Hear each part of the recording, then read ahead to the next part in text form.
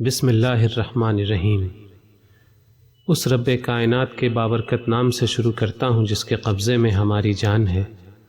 آپ سبھی ناظرین کو وائس آف شمس چینل میں دل کی گہرائیوں سے خوش آمدید اور خلوص بھرا سلام۔ میں ہوں سید عارف شمس اور آپ دیکھ رہے ہیں وائس آف شمس۔ آج کا ہمارا موضوع ہے مسوح کی توبہ۔ اپنے موضوع پہ آگے بڑھنے سے پہلے میں چاہوں گا کہ میں اور آپ سب ایک بار درود شریف ضرور پڑھیں۔ بسم اللہ الرحمن الرحیم۔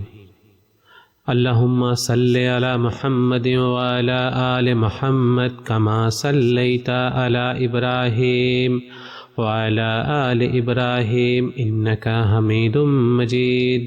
اللہم بارک علی محمد وعلی آل محمد کما بارکت علی ابراہیم وعلی آل ابراہیم انک حمید مجید۔ چلیے شروع کرتے ہیں۔ گزرے زمانے میں ایک مسوح نامی شخص ہوا کرتا تھا۔ حقیقت میں تو وہ مرد تھا مگر ظاہری طور پر وہ عورتوں کی طرح دکھتا تھا۔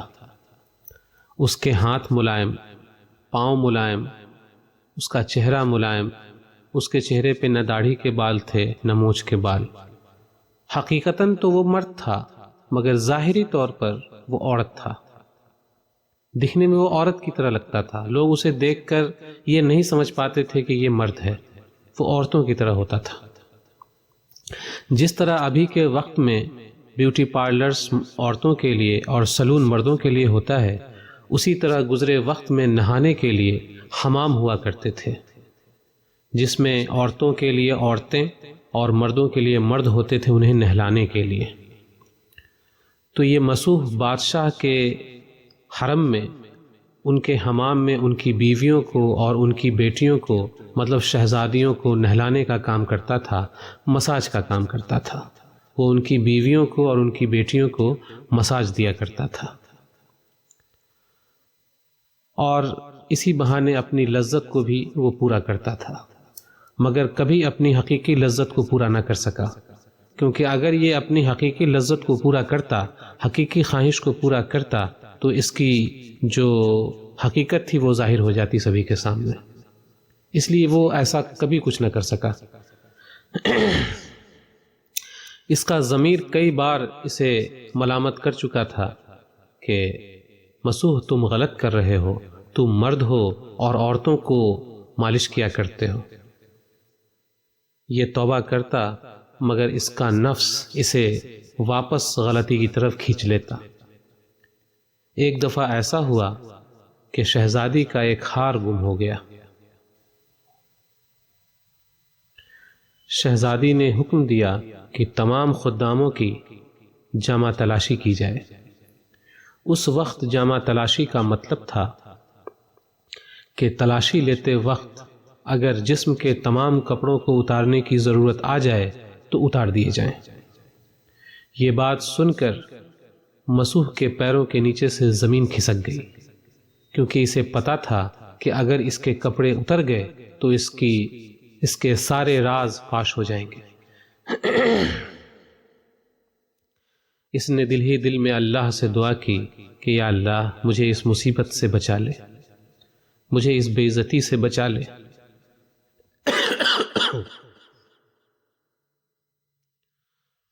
اس نے دل ہی دل میں اللہ سے دعا کی، اللہ سے خوب گڑگڑایا، اللہ سے معافی مانگی اور توبہ کیا۔ ادھر آواز آئی کہ مسوح کی تلاشی کی جائے، مسوح کی بھی جامہ تلاشی لی جائے۔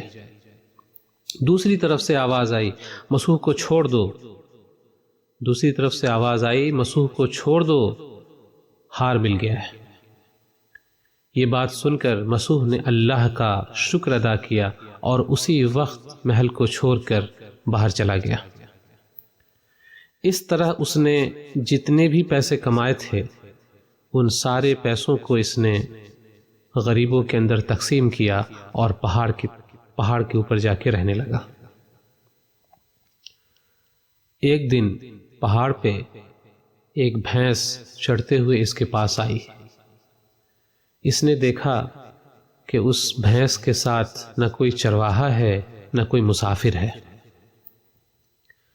اس نے اس نیت سے اس بھینس کو اپنے پاس رکھ لیا کہ جب کبھی بھی اس کا مالک اسے کھوجتے ہوئے میرے پاس آئے گا میں اسے واپس کر دوں گا، جب تک یہ میری خدمت کرے گی اور میں اس کی خدمت کروں گا۔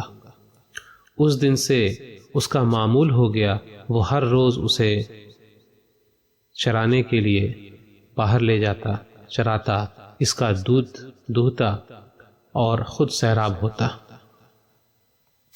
ایک دن ایک قافلہ اس کے پاس سے گزرا، اسے وہاں دیکھ کر قافلے کے لوگوں نے اس سے پوچھا کیا تمہارے پاس پانی ہے؟ اس نے کہا میرے پاس پانی تو نہیں ہے، دودھ ہے۔ دودھ کے اندر اللہ نے ایک خاصیت رکھی ہے کہ یہ پیاس بھی بجھاتا ہے اور بھوک بھی مٹاتا ہے۔ اس نے قافلے کے تمام لوگوں کو دودھ سے سیراب کیا۔ جب قافلے کے لوگ جانے لگے تو اسے کچھ اشرفیاں دے دیں۔ اس نے سوچا کہ کل کو جب میں مر جاؤں گا اور اسی طرح کوئی قافلہ یہاں سے گزرے گا اور اسے پانی کی ضرورت ہوگی تو وہ پانی نہ لے سکے گا۔ اس نے اس اشرفیوں کا استعمال کر کے کچھ لوگوں کو بلایا اور وہاں ایک کنواں کھدوایا، جس سے وہاں پہ پانی کا ایک سورس پیدا ہو گیا۔ اس وقت میں جہاں پانی ہوتا تھا لوگ وہاں پہ ڈیرا ڈال لیتے تھے۔ آہستہ آہستہ وہاں پہ ایک بستی بننے لگی، چاروں طرف ایک قبیلہ بن گیا، اور اس قبیلے میں مسیح کا بہت نام ہونے لگا کہ مسیح اللہ کا بندہ ہے، مسیح اللہ کا ولی ہے، مسیح اللہ کا بہت پیارا بندہ ہے، پرہیزگار ہے۔ اس کا اتنا نام ہوا کہ آہستہ آہستہ اس کا نام بادشاہ کے پاس پہنچ گیا۔ بادشاہ نے سوچا کہ اس مسیح نامی شخص سے ملاقات کی جائے۔ اس نے مسیح کو پیغام بھجوایا کہ وہ آ کر بادشاہ سے ملے۔ مسیح کو یہ پیغام ملا، اس نے سوچا کہ اگر میں جا کے ملتا ہوں تو میرا راز فاش ہو جائے گا۔ اس نے جواب بھیجا کہ ہمارے پاس وقت نہیں ہے، میں نہیں آ سکتا۔ تو اس وقت کے بادشاہ بھی بہت قدردان ہوا کرتے تھے بزرگوں کے۔ بادشاہ نے کہا کوئی بات نہیں، اگر وہ نہیں آ سکتے تو ہم جائیں گے ان سے ملنے۔ جب مسیح کو یہ بات پتہ چلی کہ بادشاہ آ رہے ہیں ان سے ملنے تو مسیح بہت پریشان ہوا۔ اس نے سوچا کہ اگر وہ مجھے دیکھ لیں گے تو میرا تو راز فاش ہو جائے گا۔ بادشاہ جیسے ہی قبیلے میں داخل ہوئے، اللہ نے موت کے فرشتے کو حکم دیا اور فرشتے نے ان کی روح قبض کر لی۔ بادشاہ کی وفات ہو گئی۔ اب تخت شاہی خالی ہو چکا تھا بادشاہ کی وفات کے بعد۔ لوگوں کے بیچ یہ بات ہو رہی تھی کہ اب بادشاہ کسے بنایا جائے۔ لوگوں نے سوچا کہ بادشاہ فلاں نیک انسان سے ملنے جا رہے تھے، لہٰذا اس انسان کو ہی بادشاہ بنایا جائے۔ لہٰذا ایسا ہی ہوا، لوگوں نے مسیح کو اس سلطنت کا بادشاہ بنا دیا۔ اللہ نے اس طرح اسے تخت شاہی پہ بھی بٹھا دیا۔ مسیح نے اپنی صلہ رحمی سے، اپنی نیک دلی سے، اپنے انصاف سے، اپنے عدل سے اتنا اچھا کام کیا کہ تمام کے تمام وہاں کے جو رہنے والے تھے ان سبھی کا دل جیت لیا۔ ایک دن جب مسیح اپنے دربار میں بیٹھ کے لوگوں کو انعام و اکرام کر رہا تھا تو ایک شخص اس کے پاس آیا۔ وہ کہتا ہے کہ بہت سال پہلے میری ایک بھینس گم ہو گئی تھی، آپ سے گزارش ہے کہ وہ بھینس مجھے کھوج کر دے دیجیے۔ مسیح نے کہا تمہاری وہ بھینس میرے پاس ہے، اور یہ ساری سلطنت اسی بھینس کی وجہ سے ہے، لہٰذا اس میں سے آدھا تمہارا ہے، آدھا میرا ہے۔ اس آنے والے شخص نے کہا کہ مسیح، حقیقت تو یہ ہے کہ نہ وہ بھینس ہے اور نہ میں خود انسان ہوں۔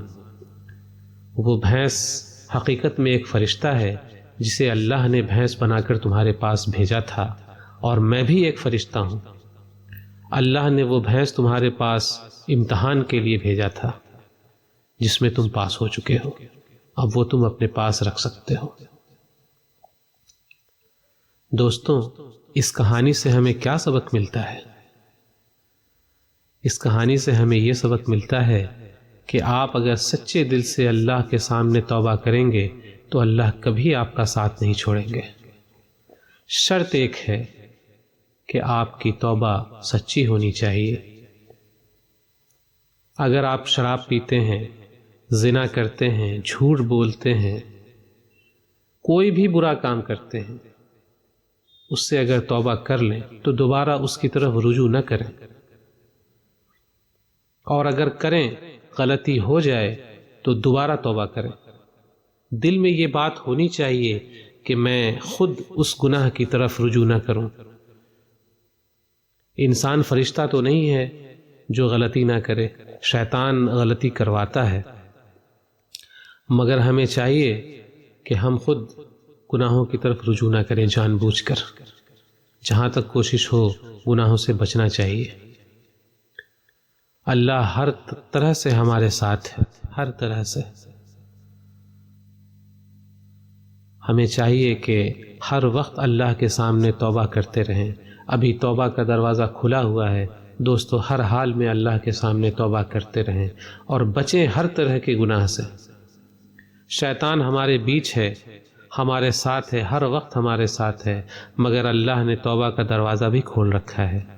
لہٰذا ہمیں ہر وقت اللہ کے سامنے توبہ کرتے رہنا چاہیے، توبہ استغفار کرتے رہنا چاہیے۔ لہٰذا میں اپنی باتوں کو یہیں پہ ختم کرتا ہوں۔ اگر آپ کو ہماری یہ ویڈیو اچھی لگی تو اس ویڈیو کو لائک کریں، ہمارے چینل کو سبسکرائب کریں۔ ملتے ہیں نیکسٹ ویڈیو میں۔ اللہ حافظ۔